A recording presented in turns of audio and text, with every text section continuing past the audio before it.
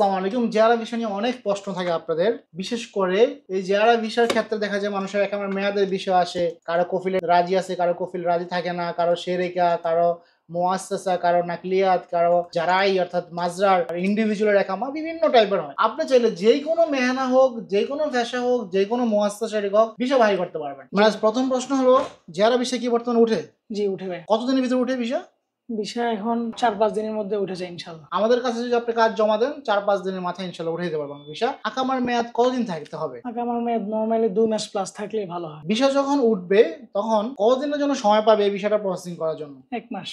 অর্থাৎ আপনি 30 দিনের ভিতরে এই ভিসা প্রসেসিং করে নিতে হবে। আমি একটা টিপস বলে দিচ্ছি, আপনারা যারা ভিসা ফ্যামিলি আনবেন তারা কি করবেন, আপনি যদি চান আমাদের ঢাকা অফিসে যোগাযোগ করতে পারেন, আমরা নাম্বার দিয়ে দিব। আমরা যারা ভিসার ফাইল প্রসেস করে থাকি, আপনি সেখানে যোগাযোগ করে আপনার পাসপোর্ট গুলো ফটোকপি পাঠাইলেন, তারা ডকুমেন্টস গুলো রেডি করে রাখলো, আপনি ভিসা বাহির হলো পাঠিয়ে দিলেন, তারা বাকি ডকুমেন্টস গুলো রেডি করে আপনাকে একটা ডেট দিয়ে দিল, ওই ডেটে গিয়ে আপনি তাসিস সেন্টারে কন্ট্যাক্ট করলেন। তাহলে কি হবে, দ্রুত সময় অর্থাৎ 1 মাসের অনেক আগেই আপনার এই ভিসাটা প্রসেসিং হয়ে যাবে। ভিসা যদি প্রসেসিং হয়ে যায় তাহলে কতদিনের সময় পাবে তারা এখানে আসার জন্য? আগে তো 3 মাসের ভিসা হতো, এখন নরমালি 2 মাস।